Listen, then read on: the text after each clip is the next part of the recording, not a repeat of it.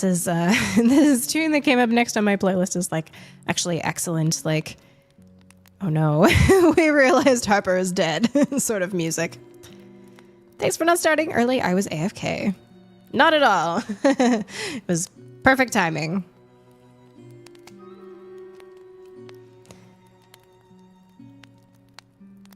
We'll throw that down here. Best of luck, you guys. 7 allies on the battlefield. Let's go take them out.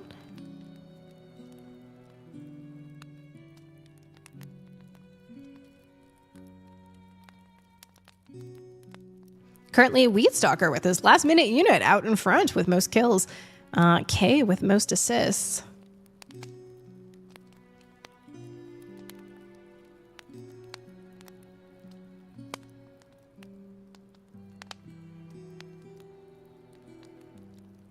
It's looking pretty good. Oh yeah, you guys got it. That little skeleton is going to take out the tower by itself. You have the most distractions? No worries. No worries, no pressure. We made it. Congratulations. Or are you saying you provided the most distractions with the skeletons? Yes, I got you. A distraction on the battlefield. Congratulations, Weedstalker and Kay, most kills and assists. And Kay and Fatangle getting our random rewards. All right, this is going to be our last battle of the night. So that means on Friday, when we're picking up Death of the Reprobate, that we'll be starting with a loyalty gold chest. Oh. A distraction? What? Where? You guys. Oops. Last battle. There we go. Feel free to help out my little healer. He could use it. Oh, also, we have a Kadabra in chat. Oh, that too. But there's a Kadabra in chat. You guys feel free to pokey catch.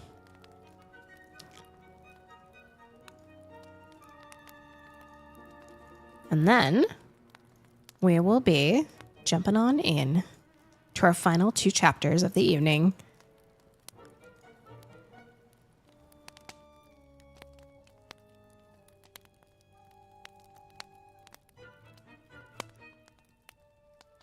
All right, let's do it. Time seemed to freeze. Sophia wasn't sure how long she watched Winna weeping over Harper's body. She sat, shivering and numb. Everything seemed fuzzy. From her peripherals, Sophia was aware of a shadow passing the steamed windows along the outside wall. By the time she focused on it, it was gone. A chill raced across Sophia's arms as she remembered the shadowy form she thought she'd seen scurrying into the trees the day before. There was something lurking outside, waiting for them. But there was something inside, too. Winna. Her voice was cracked and throat dry, so the word came out as a croak. She cleared her throat, licking her lips before trying again. Winna, I'm so sorry. Winna didn't respond. She was fussing with Harper's shirt, trying to straighten out the wrinkles. Crawling forward, Sophia put her hand on Winna's shoulder and gently tried to pull her away from Harper. Winna shrugged her off. I'm so sorry, Winna, she repeated. A small wave lapped against the deck, followed by another. Sophia noticed there were ripples on the water that had previously calmed after her rescue. Was there movement below the surface? It was hard to tell with the ripples and the shadows that already obscured the depths. Winna, we have to go, Sophia urged. She didn't want to be in the room any longer. They were too vulnerable. No, you go, Winna mumbled. Sophia balled her hands into fists, squeezing. The thought of being alone in the house terrified her. Winna, Eve's gone too. We have to go. She tried again. Eve wasn't family to you. You don't know. Winna looked at Sophia, frowning. Tears still pooled in her eyes. Eve was like family. Sophia started to argue, but stopped herself. She closed her eyes and took a breath. Her damp clothes clung to her body uncomfortably as she hugged herself. Look, she tried again. If we stick together, we have a better chance of surviving. I don't think you want me to leave you here alone. I'm going, whether you come or not.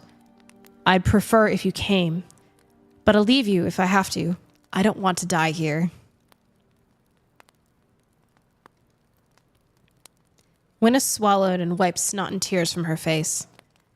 Her chin wobbled and she started crying again as she responded. I thought he was getting us help. Me too, Sophia nodded, grimacing. But we need to find a way out. Another wave washed up on the deck, sending a tiny cascade of water washing over and hitting Harper's head. They both looked toward the water. Winna stiffened the same instant as Sophia felt her own heart quicken. A shadowy figure leered at them from outside.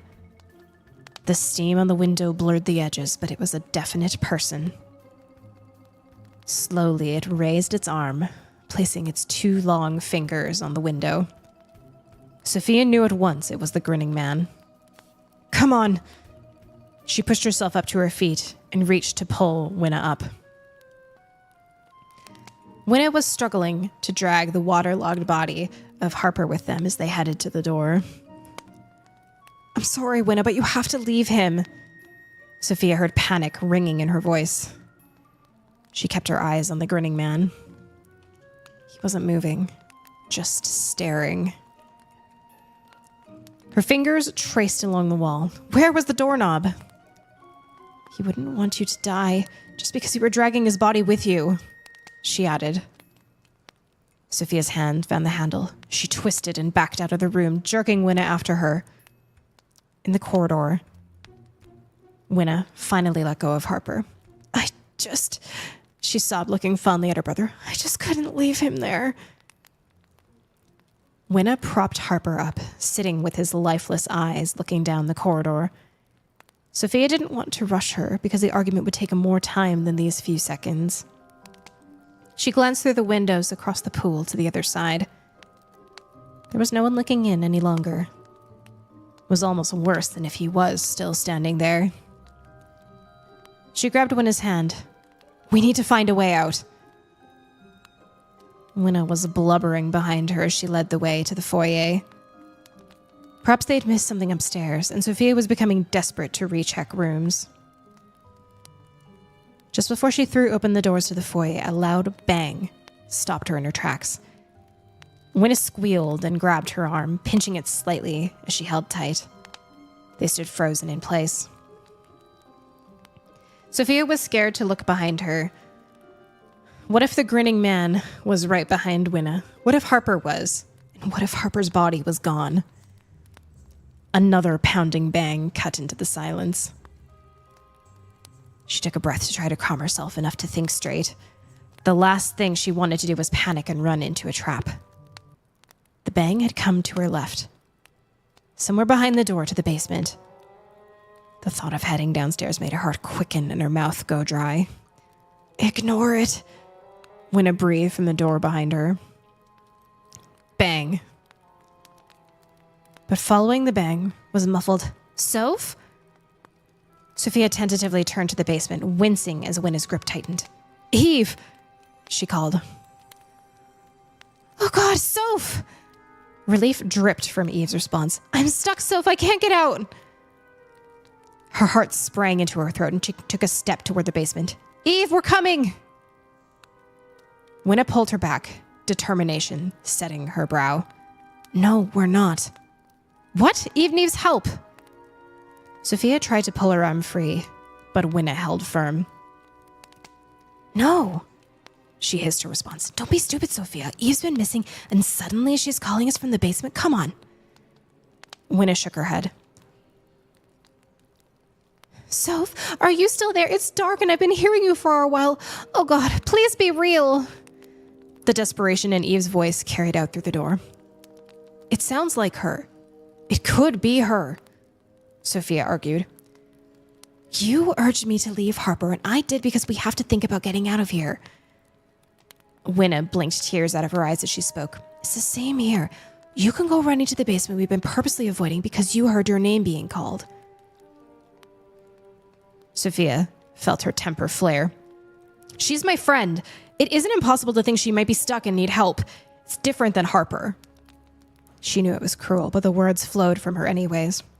We haven't found a body, so she could be alive and needing help. I wouldn't be able to forgive myself. Winna let go as if burned. Frustration and hurt contorting her features. Soph? Eve called out again. I'm going. Sophia tried to soften her voice. I'd like you to come with me, but you don't have to. She turned and headed toward the door. Wait, Winna begged. What if it isn't her? Sophia stopped and shrugged, her shirt still clinging to her cold and damp. She explained. I'll go slow, okay? I'm not going to run in without thinking. Although, she thought, that's very well what I almost did. Sophia, Winna's shoulders slumped and she sighed. Oh, come. It's stupid for us to split up. Sophia nodded, relieved that she wasn't headed into the basement alone. She was terrified and every bone in her body screamed to stay away from the basement. Every scary movie, cautionary tale, and nightmare compelled her to turn around and leave it alone. Behind the door was a steep staircase leading down into darkness. She used the back of her fingers to flip the switch. There was nothing she could see at the bottom except another staircase leading up away from her. As she stepped down the last few stairs onto the landing, Sophia almost screamed when she saw a figure moving towards her. Her mind reeled at the thought of the grinning man. In the time she took to gasp air into her lungs, she realized it was her own gaping reflection staring back at her, panicked and disheveled. Her hair was half dried and stringy in her ponytail, with wispy pieces escaping. Her eyes sunken and tired, and she looked half crazed in her wrinkled, damp clothes that were dirty and torn. She put her hand on the wall to steady herself as her muscles relaxed. Winna's reflection came down the stairs behind her. The hallway leading both directions away from the landing was mirrored. The panels ran from along the yellowed popcorn ceiling to the rusty brick-colored shag carpet and had tarnished blotches blooming at random. It didn't distort the body in the same way a funhouse mirror would. The mirror was uneven enough to be slightly off. It was impossible to ignore her reflection, and Sophia felt her eyes darting to her face as she tried to stay focused on finding her friend. Eve? She called, but only a little louder than her talking voice. Now that she was actually in the basement, her confidence had seeped from her. It suddenly felt like she had walked into an obvious trap. Winna, she started. I think I might have been wrong. Soph? Eve's panic cry cut her off, and the banging became more insistent. It was close. Sophia took a left to head around the corner. Eve, she called back. Don't worry, we're coming. Sophia, here! Eve's voice sounded from behind the first door on the right. The pounding intensified, and the door shook from the force of Eve's banging. It's her, I know it is! Sophia yelled back at Winna, who was behind her. She was poised so she could run if needed. It's locked, I can't get out! Eve's voice cracked. Don't worry, we'll figure something out, Sophia responded. She frantically looked around and reached out to grab the knob and shake it. She stopped short, trying to process what she was seeing. The familiar feeling of being exactly where whatever it was in the house wanted her crept over her, and she suddenly felt too vulnerable in the hallway. Hanging loosely from the lock, so it just needed to be pushed in and twisted, was the key. End of chapter 15.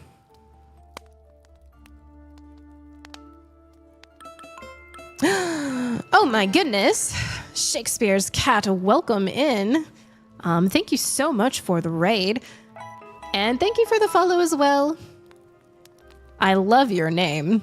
And Goldberry Fairy, thank you as well for the follow. Welcome in, you guys. Thank you so much for coming on in to join us today. We are currently reading Something Dead by Andrea Mackenzie. It's a self-published debut horror novel. Very, very excited to be able to do that. Normally, in our story time, we read more in the like public domain, like classic literature side of things. But this is our first contemporary read. Very exciting indeed. You were doing writing and reading. What were you up to today? Were you working on? Oh, I see that you're lurking. No worries, no pressure. Yeah, definitely get some food. Take care of yourself after a stream. I'm a kitty who loves good stories. I'm absolutely in the right place. Oh my gosh. Well, I love kitties and I love stories. So I can't wait to come and check you out. I've been saying how much I love so deeply that we have a writing and reading section now. I'm finding so many friends who love to read, love to write. We were very like spread out over a lot of different sections, and now we're kind of all finding each other, and it's the best. Yes, I do have 2 cats. I don't have any with me right now. My big boy Rocky likes to sometimes come and sleep like right under my camera, but he's... Oh, there you are. I was just talking about you. Do you want to come up on the desk? We'll see if he comes. He's thinking about it. Do it for Rocky. Come on, Rock. Come on up. He's thinking about it. Come on up. Oh my goodness. Ren Frost, how are you doing? Welcome, Raiders. Come here, Rocky. Oh.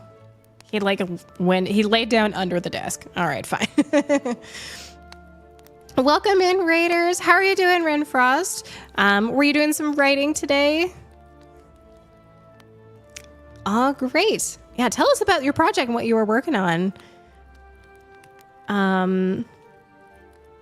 Here, let me see if I can get my kitty to come. I'll see if he'll come up here to come say hi. He's like thinking about coming up on the desk, but he just like laid down. 1,300 words in a session?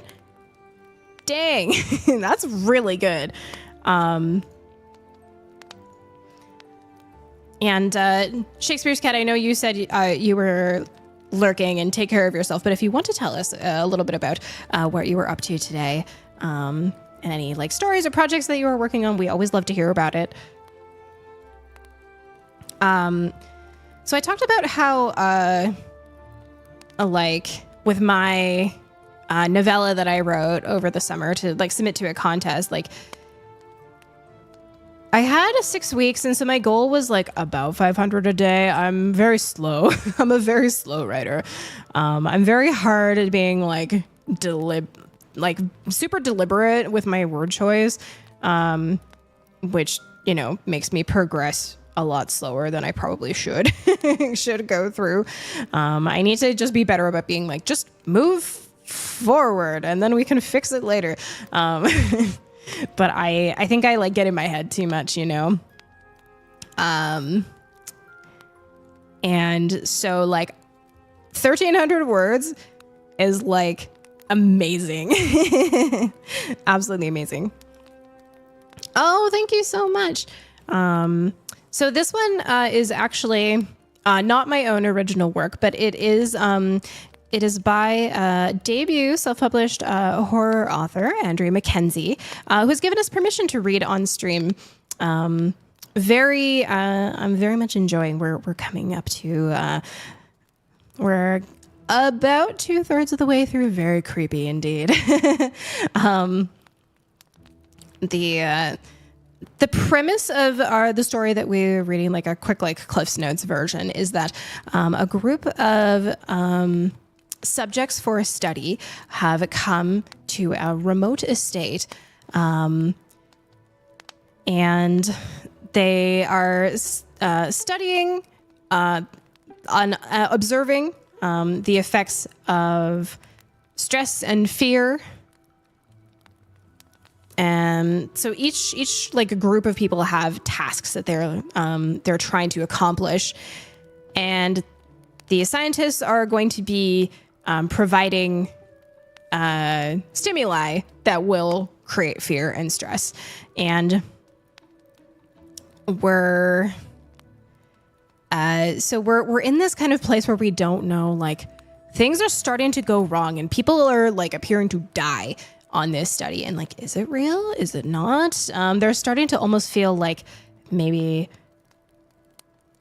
the house is like coming after them. Very creepy. Starting, I mean, yes.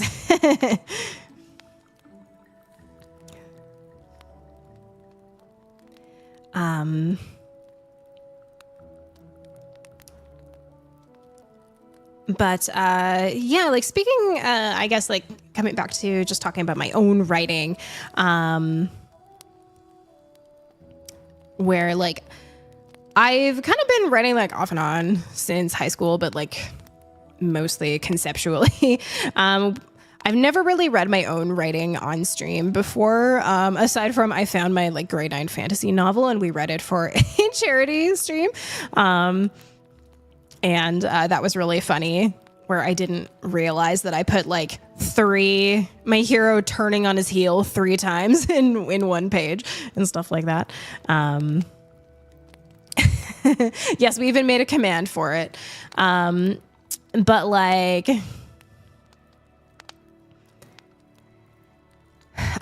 because the novella contest I entered was essentially kind of like Hallmark movie type stuff, so a very different tone than what we're reading now.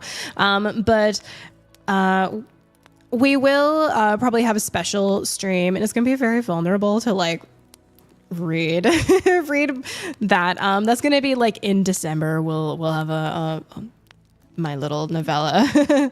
But yeah, the premise was like holiday rom-com. And so the vibe that I was going with was 2 rival vendors at a Christmas market having a bad first impression, but maybe learning to get along in the end. Let me catch up here. Yeah, very, and then there were none vibes, certainly.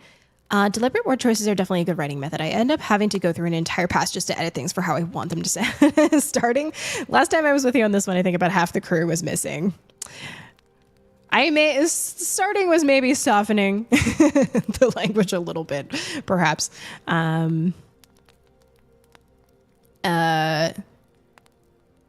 Scary haunting mystery where characters are no longer a part of the story. Oh, I like that. I like that description of it.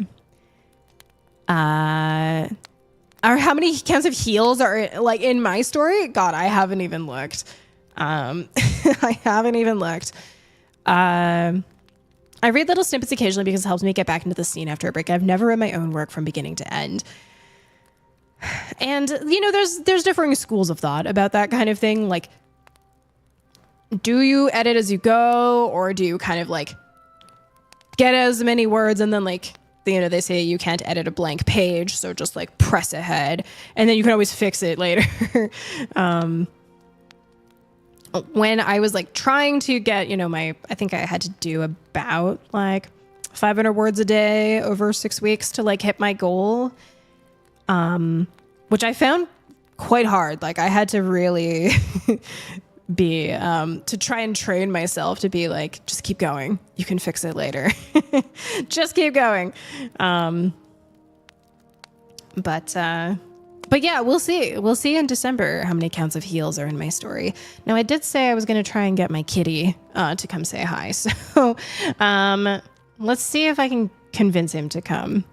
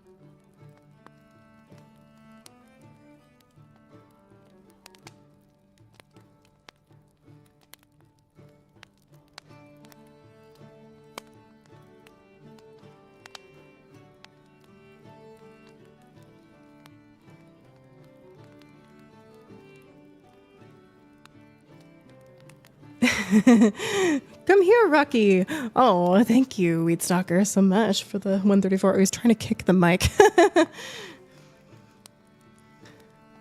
Here. Don't call me creature. Thank you so much for the 134. Yes, this is Rocky, my big boy. He likes to be on camera. But not particularly right now. He was like... Excuse you. He was laying under the desk, and I think he was almost asleep. So he's like, why are you bothering me? Oh yeah, those slow blinks. So sleepy. So sleepy.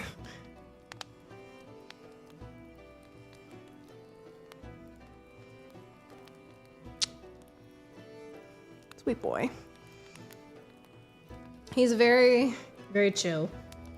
And sometimes he likes to sit under the camera while I'm streaming. But right now he wanted to sleep under the desk, so I'll let him do that. Here.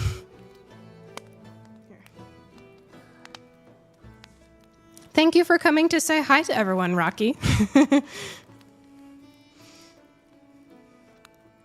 You can definitely see I got cat hair on myself. Oh well. Alas.